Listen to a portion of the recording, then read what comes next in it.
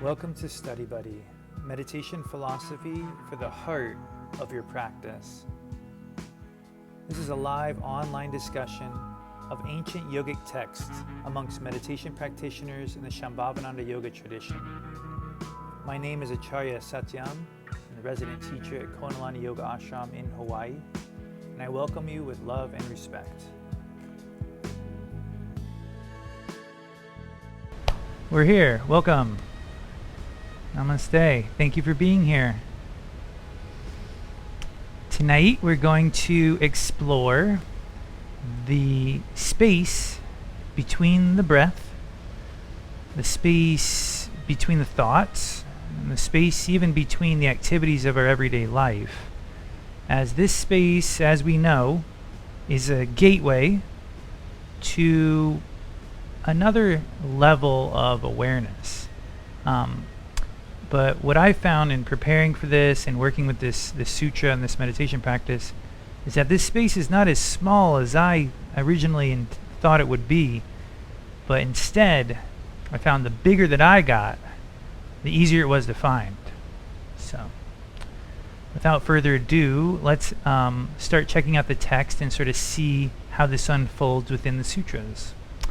All right, so we've got a very fun thought experiment that we were presented with in this sutra that I'm going to summarize for us, and then we'll look at the text. So here's the thought experiment. First, we've got 3 states of awareness. Okay? That much we have to sort of understand. Anybody want to raise their hand and tell me the 3 states? Bob, okay, got it. Sachin, that would be waking Yeah. and dream state. Good. What was the second one? I think he said Dreaming. Sleep. Dreaming. And what's the third one? Deep sleep.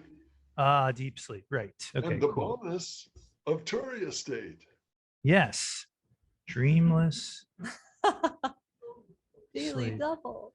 Thanks for the bonus. That we will get to that in just a moment. Okay. Right after these messages. But seriously, we've got these 3 states of awareness. Okay. And here's the thought experiment we're presented with.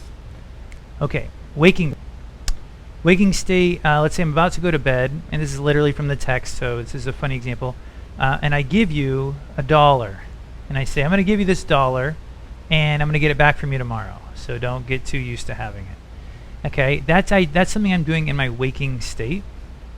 All right, then I go to bed, and I dream, and I literally am in this whole other world, this whole other reality.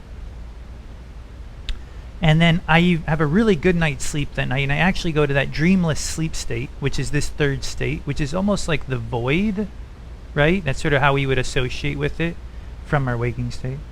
And then we wake up in the morning. Okay, so we have these 3 states that we just went through, all the way through. And when we wake up in the morning, we say, where's the $1? Okay, so here's the question.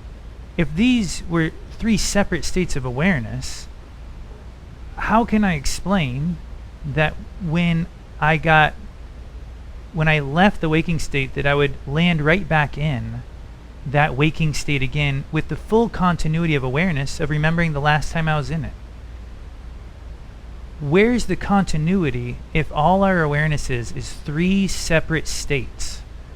What's continuous through them that we seem to really identify with a lot in our life? Like, you would never think that you're a different person, or in your dreaming state, or when you're in a deep sleep, you're not the same you. You're like, yeah, it's just me sleeping, or it's just me really sleeping well, which we all hope to do. So where's the continuity? And that is the bonus that Bob gave us, the 4th state. And this 4th state goes by many names. And the most common one that we've seen in the sutras is Turya, the Turya state. It's like this substratum. It's like they call it the ground of awareness. You could call it the witness. Honestly, as far as I can tell, this would be Shiva. You know, it's like it's like the big picture. So let's read a little bit of the sutra that sort of summarizes where we're at, and it's going to also tell us where we're going. Natraj, welcome. Do you want to press spacebar or unmute and read this blue section? Between each of these states, there is a gap, a point where one state has ceased to exist and the next state has yet to begin. When you direct your consciousness from waking state to the dreaming state, and from the dreaming state to the dreamless state, there is a point, a gap, when your consciousness, having left one world, has not yet entered the next world.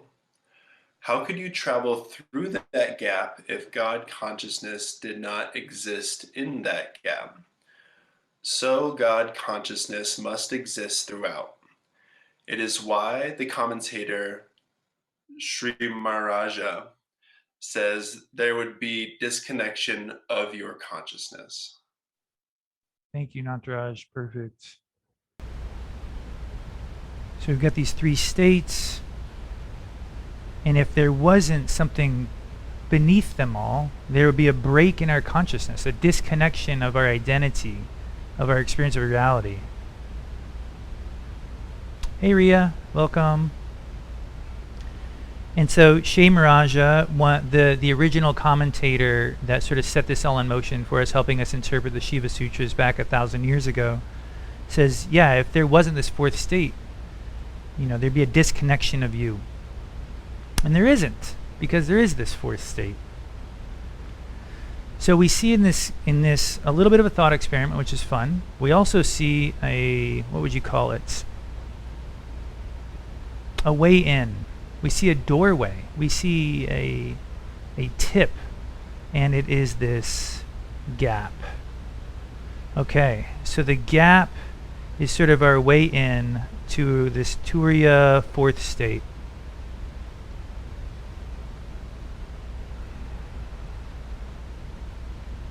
Go ahead and take a natural breath in, let the inhale come all the way to you, and then let it slowly exhale until you feel that gap at the end of your exhale.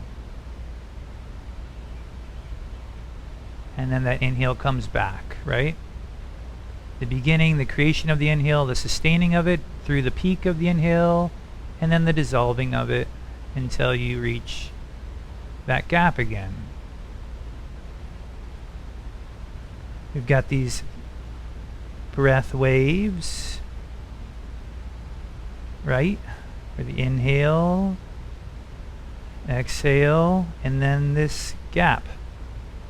Inhale, exhale, gap. Another time we see this gap, let's call it sunrise, noon, sunset. That's like the path of the sun, and then there's a gap between sunset. Anyway, so we see this gap a lot. We use it to meditate in. Sutras have even told us that there's a gap between the activities of your life, and if you can maintain your awareness as you're going from one activity to the next, you can actually access this gap, these little openings.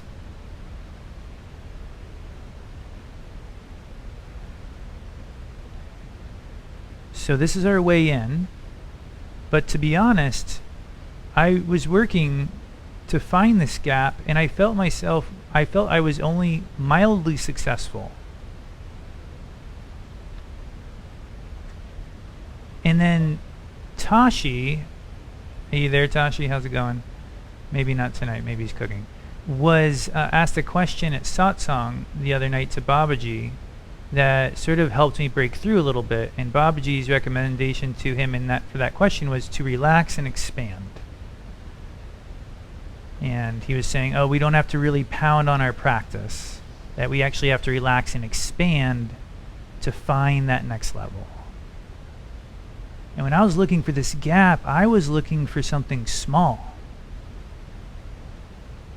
And I could find it for a moment, but it never felt anything like what was being described here. Nothing like I would say is the fourth state of awareness, something that's bigger than all of what I perceive.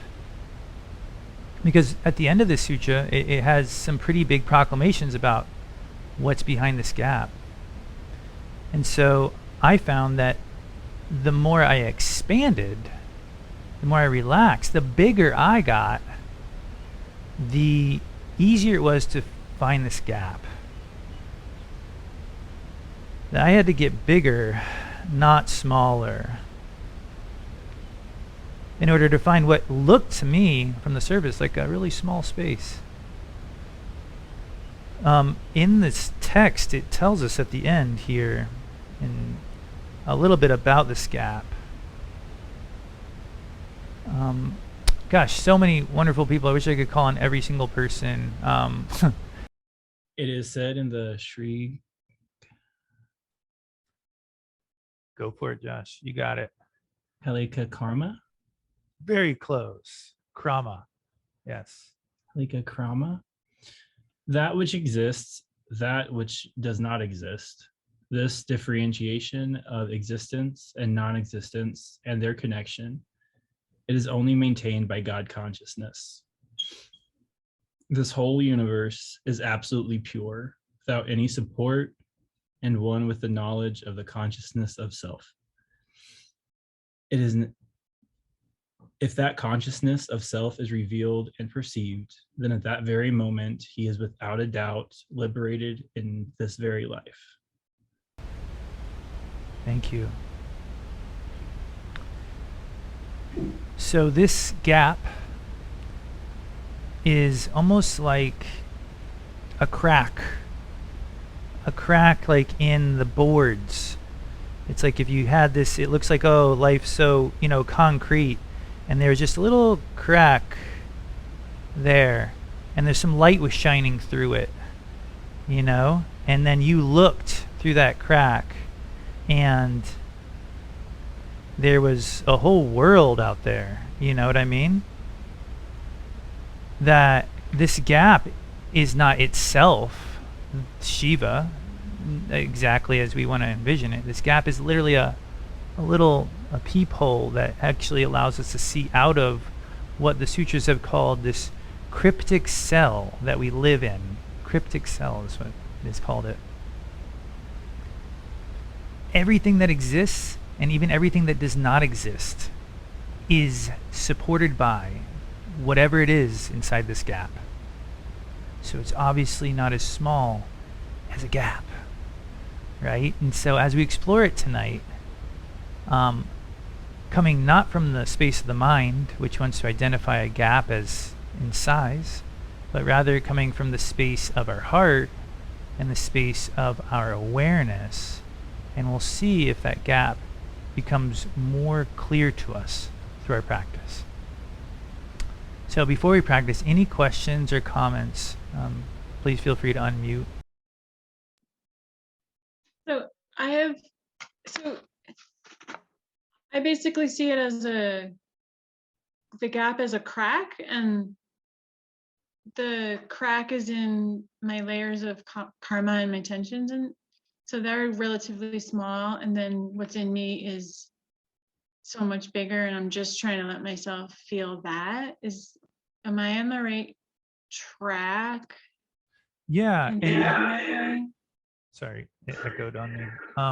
Go ahead and click mute real quick on your end, unless I think it's muting me now. That's good. Yeah, as far as I can tell from the work that we've been given, where we know that we've been told to focus on the space between our breaths as a sort of a gateway to consciousness itself. So you're aware of that, right? That's like always been a part of our practice. That is the space that I believe we are seeing and talking about here. And so being able to feel that space between your breaths, for example, isn't about holding your breath, but it's about becoming so present that you're actually there when that moment occurs. So to see this small gap, we actually have to be really, really, really present, like way before and way after that space.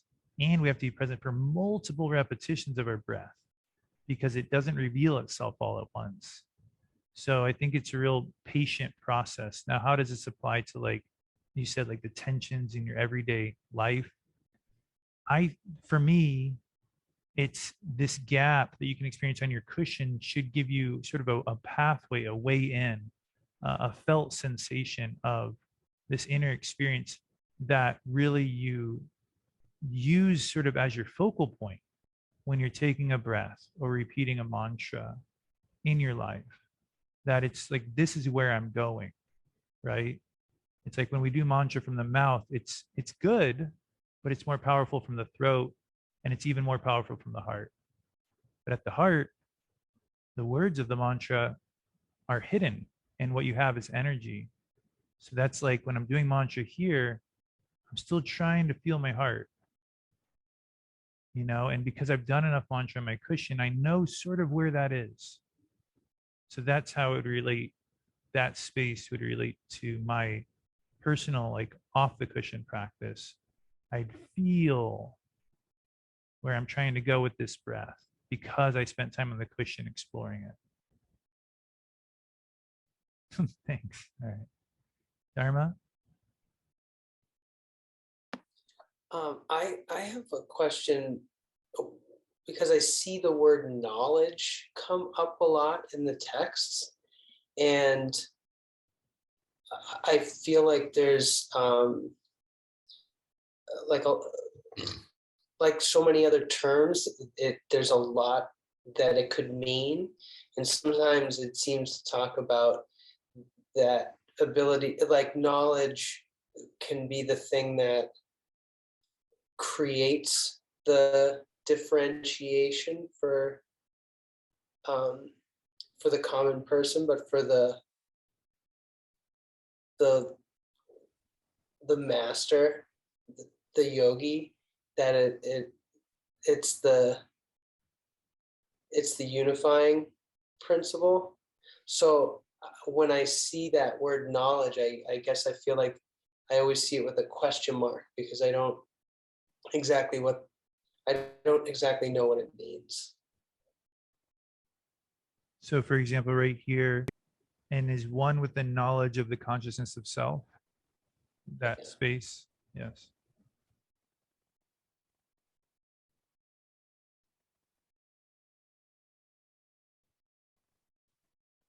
This is the knowledge.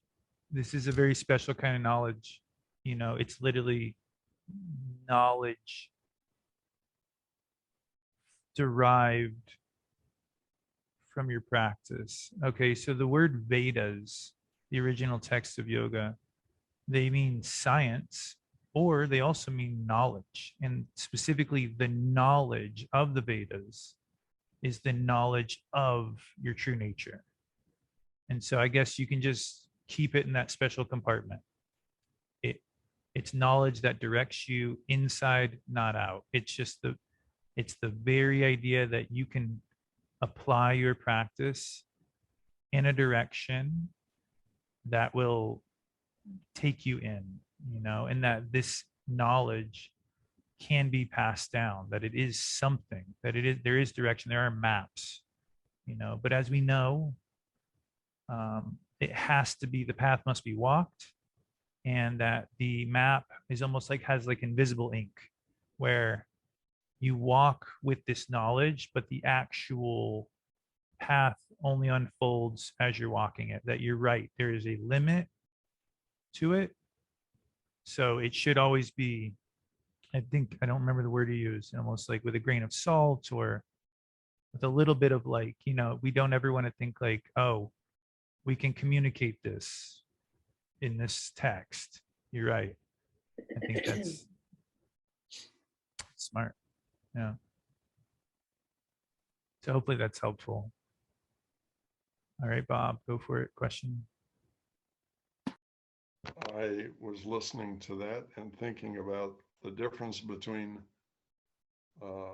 knowledge of how to ride a bicycle and having experience riding the bicycle.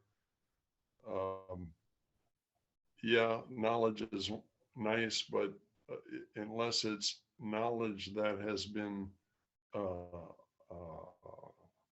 fermented in experience, it isn't the type of knowledge that is going to do you a whole lot of good.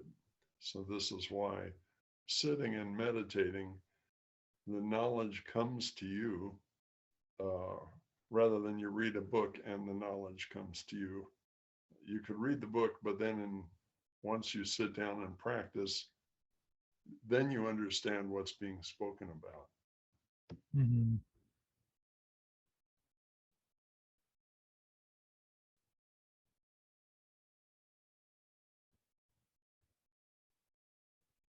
And you know, there is a level of recognition at some point where we do actually recognize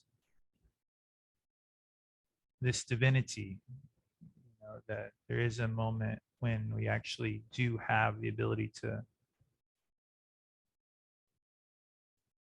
have knowledge of our true nature, to actually know it.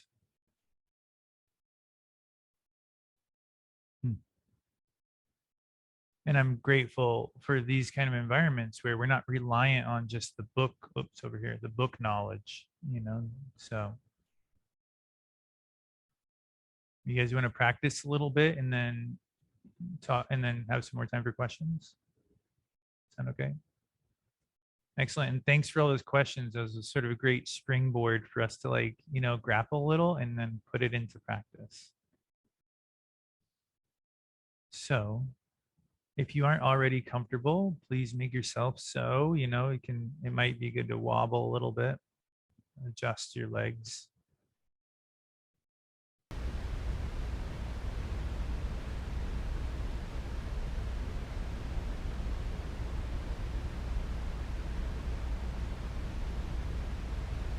And from wherever you're sitting, you can rock forward and back as Babaji's been talking about this year.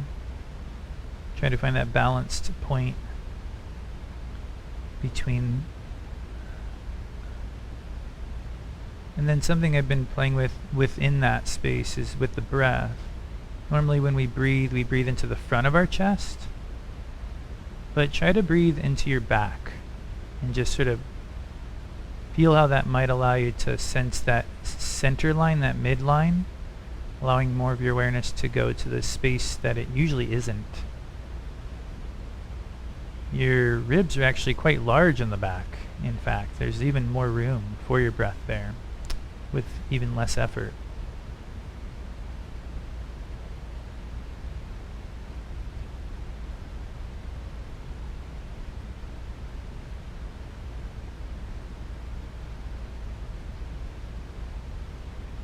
And we start by gently smoothing out our breath.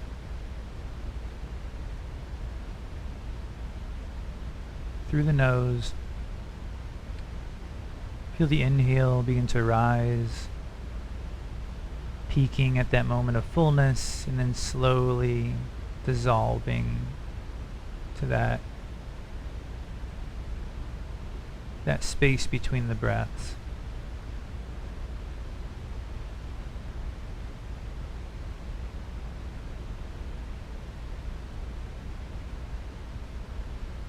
Oddly, science has shown us two things about this space just on a physiological level.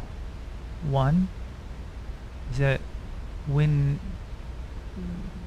we're sort of in a stressful situation, or even in our daily life when we're trying to just doership, we tend to cut off specifically that space after the exhale. We don't let it conclude naturally. That we're constantly clipping the end of our exhales. This has been shown, just science of breathing. We think, oh, take a deep breath.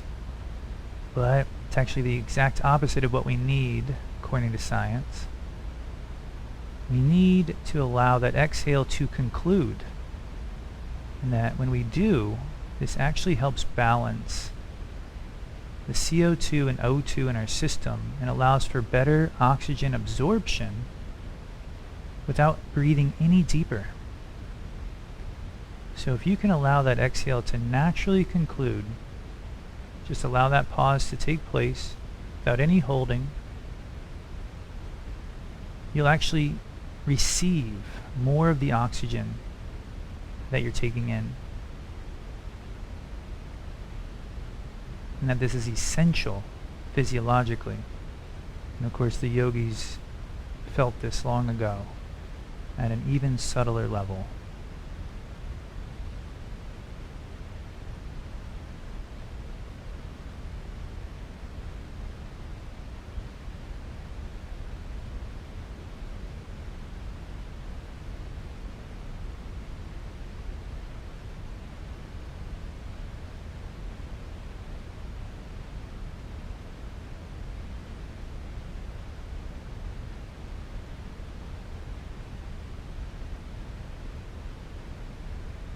Let it be simple. Like, let yourself just be in this practice space. Not trying to get to the end yet. Not trying to see the finish line. Can you stay relaxed and let your exhales naturally conclude without any additional stress or holding of the breath?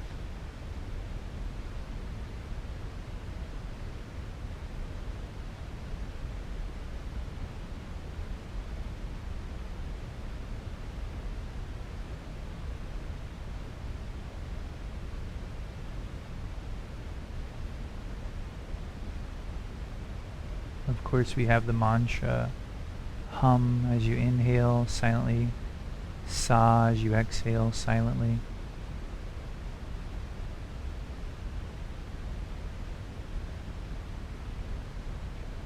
I am that. Hum sa. The that comes after the mantra.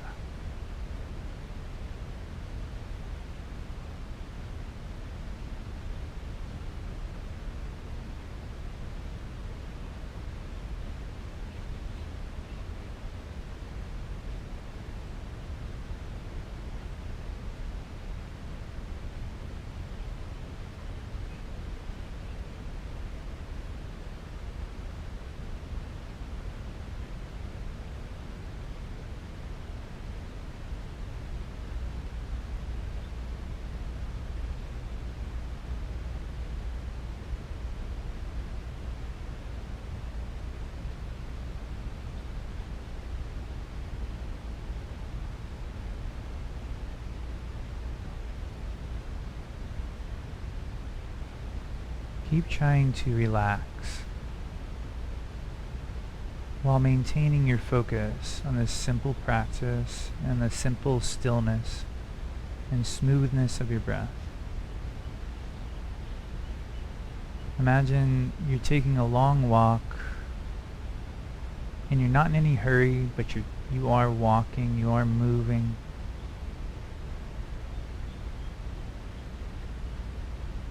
Allow yourself to use a little bit of effort to smooth out and even the breath out. Try to use the least amount you can.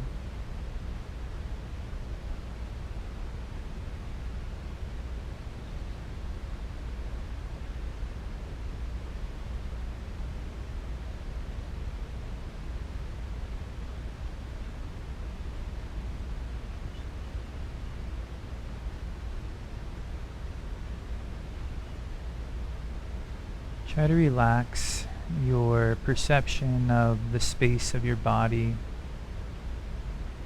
and allow your awareness to feel the room that you're in all the way around you. Just feel like this room is my body.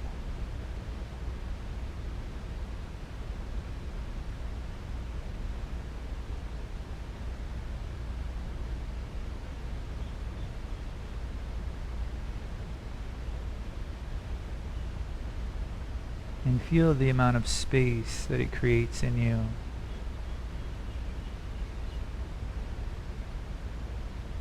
Allow yourself to continue to relax and expand with each breath and mantra.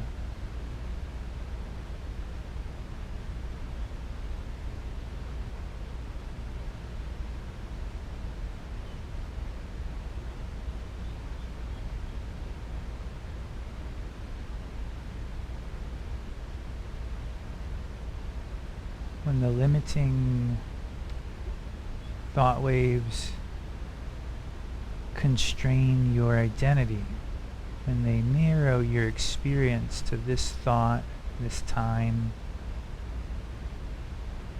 just sort of loosen your grip a little and try to be a little bit bigger than them. You don't have to narrow yourself to that thought.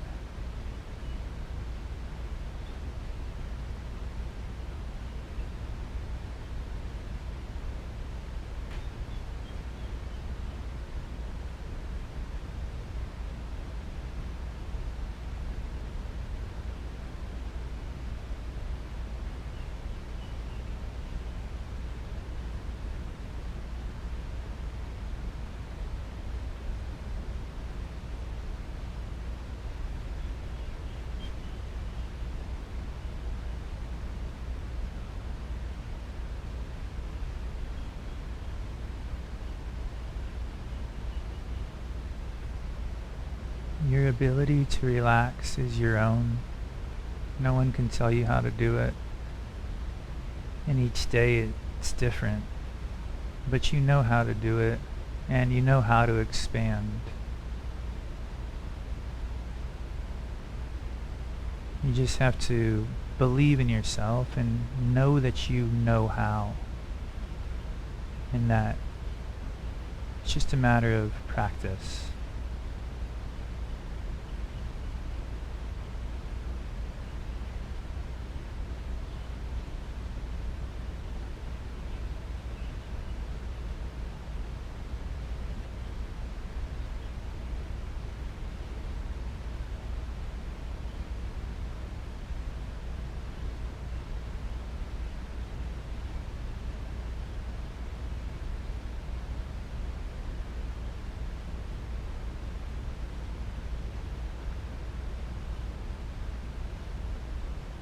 Feel this space of your heart as more expansive than the physical space.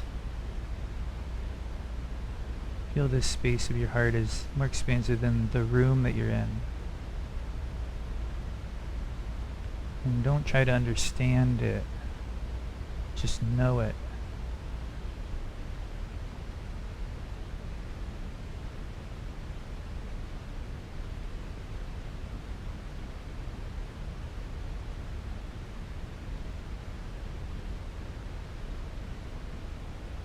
Feel how much bigger this space of the heart is.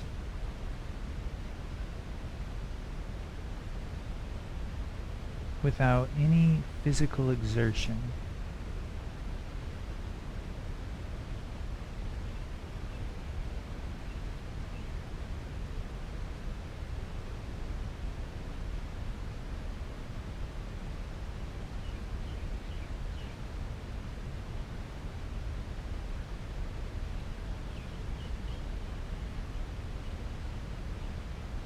Relax the boundaries.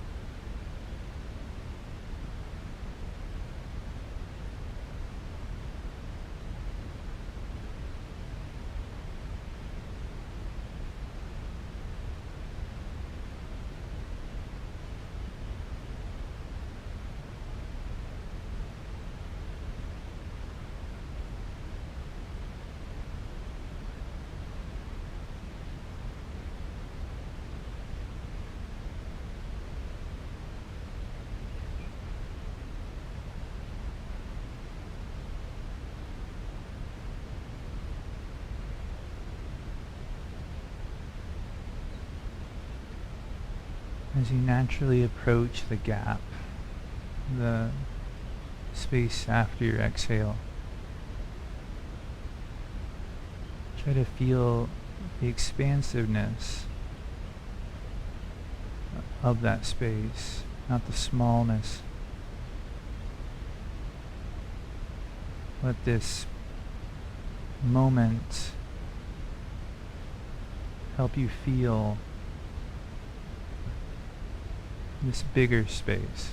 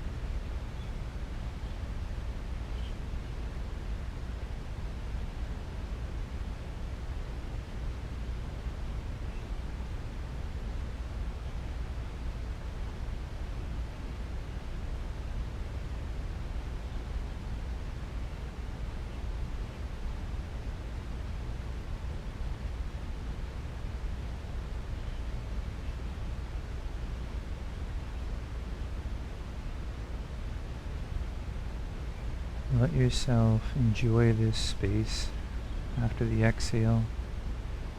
Let yourself explore it.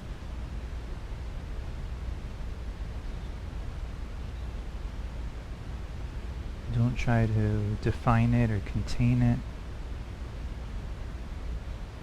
Just be there as presently as you can.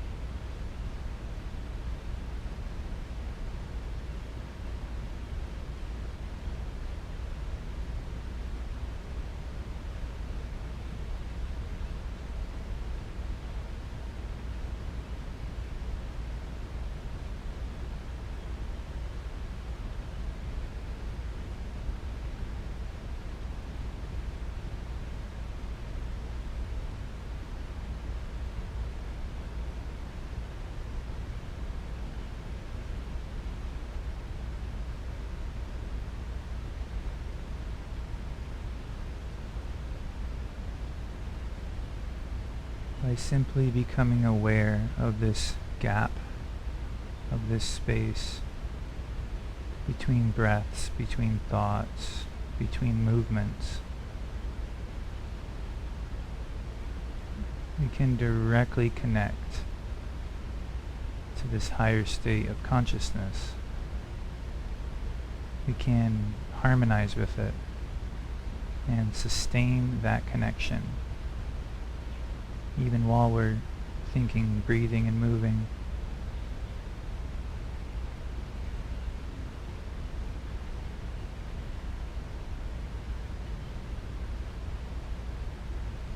This awareness is not just in the space between your breaths.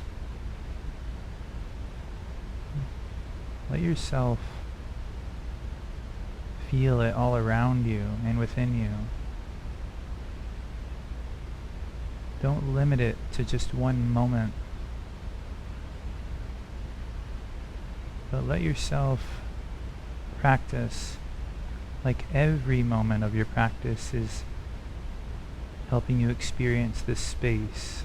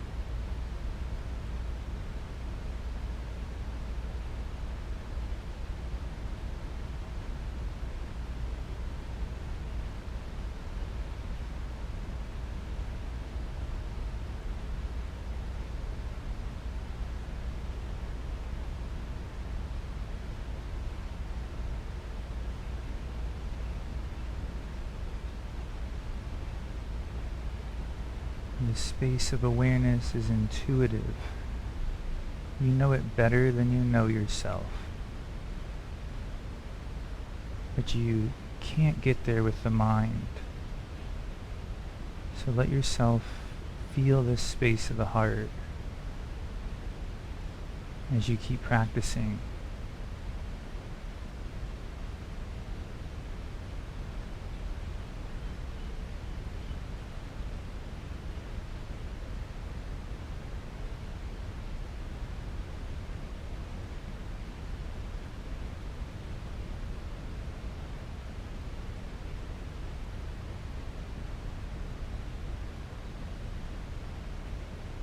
Anything that makes the mind tight, let it go. Every step relaxing and expanding.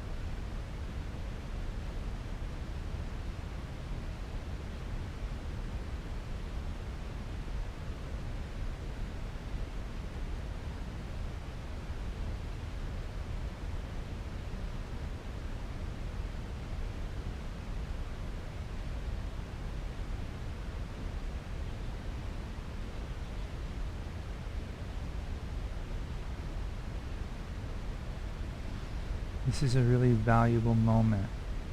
Don't let it go. And keep applying yourself to this exciting moment. There's no limit to your practice. You have the tools, and just open up.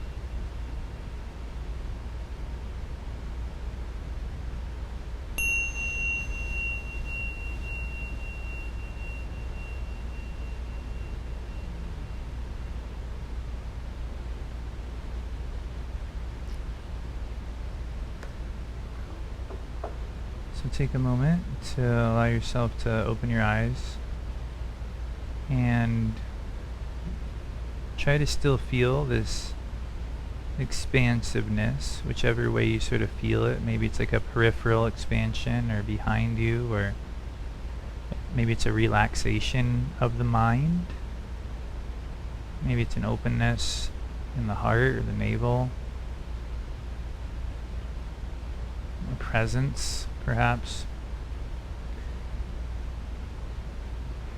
And then we'll just take a minute, if you have pen and paper with you, to just write from this space about your experience of this gap or this fourth state, this space of awareness that is beyond the normal three. And just go whatever direction you want with that.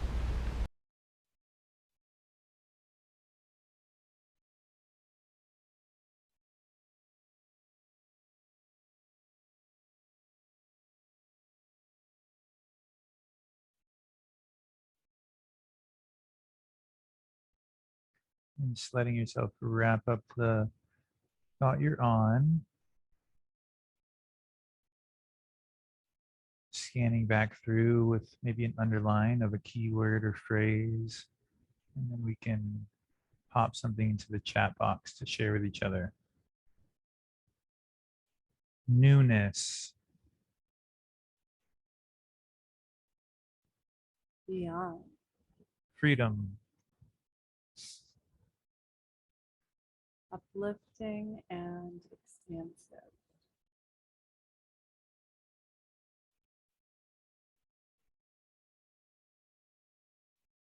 Challenging.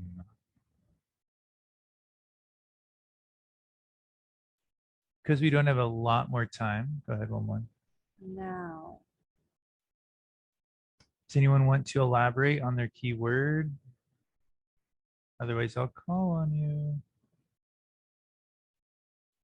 Sure, Uma. It doesn't have to do with what I wrote down, but Sure, of course.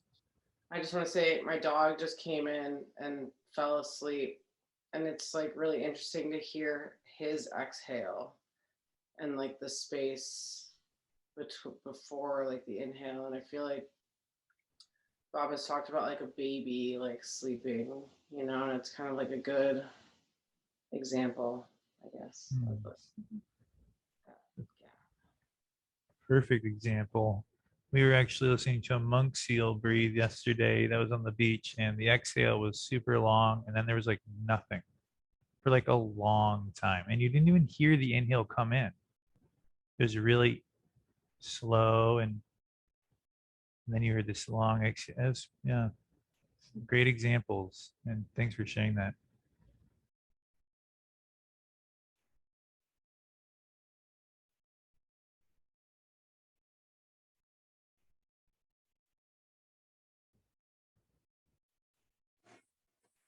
Yogita. Boy, it's challenging for me to stay focused when I'm meditating on the breath. I want to try. I've never tried it when I do a lot of chanting when I'm during my day, when I'm active, but I've never tried to focus on the breath when I'm active. I'm going to try that tomorrow. Nice.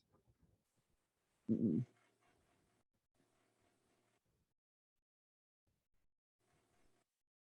Yeah, and with chanting, I mean, we're going to the same space, but sometimes coming at it from a different route can actually give you clarity. You might, even with a little bit of meditation on the breath, you might even chant from a different place. You know, it starts to give you this like feeling that is not relying on the physical quality of the practice, and so you're like less bound by it. Yeah, so it's sort of like cross training, you know.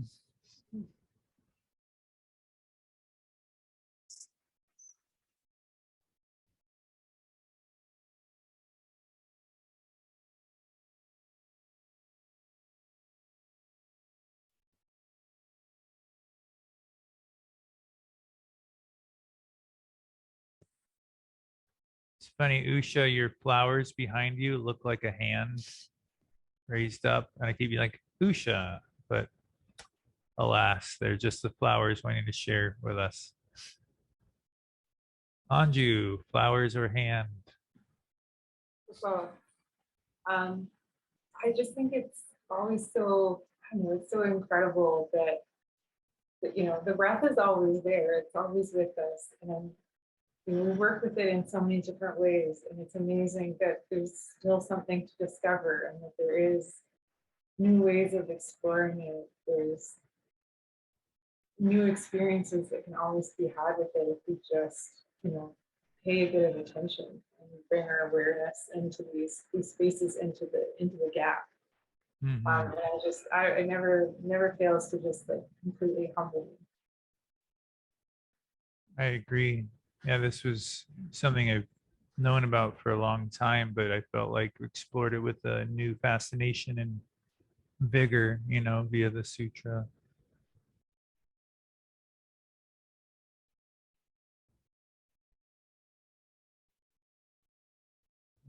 Well, do I have any volunteers looking for one to explore this space this gap between the breaths, between our thoughts, between our activities during the next 2 weeks, and to share with us a little bit of your explorations on Marco Polo?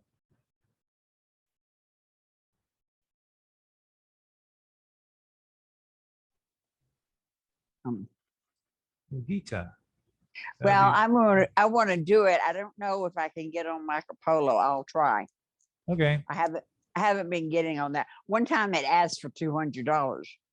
Yes. So yeah, if you have any Sangha members around, just ask them to help you out with it, and they can probably get you past that $200 thing. It's just a little like, just say no to that, but I know what you mean. But yeah, that'd be great. And if you can't, just email me something and I'll read it for everybody on Marco Polo or something like that. But that would be awesome to hear from you. She could post it on Sangha Friends too. You're a great writer. So cool. Well, thanks for volunteering. And I saw Anju's hand. Anju, raise your hand. Yeah, I was hoping you would, Anju, after saying what you just said. Cool. Well, thanks for both of your volunteering because we won't see each other for a couple more weeks. Next week, Tashi and Ture are going to be presenting for us, and that'll be next Thursday. And so we will pick up with the next sutra, 3.32, in 2 weeks from now. But in the meantime, I hope you have this opportunity like I did, and you benefited from it as well, of this expansion and this relaxation that makes what would appear to be a small gap into a very big space of awareness, easily accessible, easily available. And we don't have to get smaller to get it, but rather we have to get bigger to find it. So I'll leave you with that. Thanks everyone for being a part of this class and making it so special. Namaste.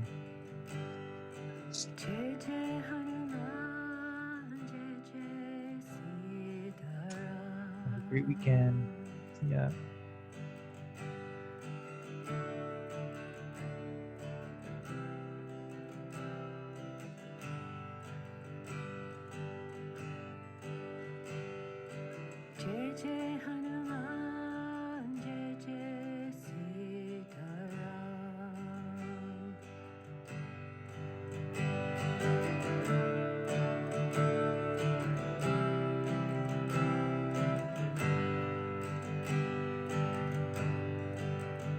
Jai Jai Shri Ram Sitaram, Jai Jai Shri Ram Sitaram.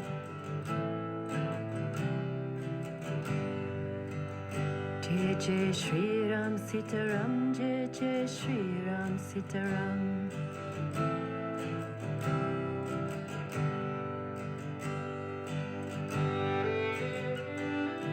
Jai Jai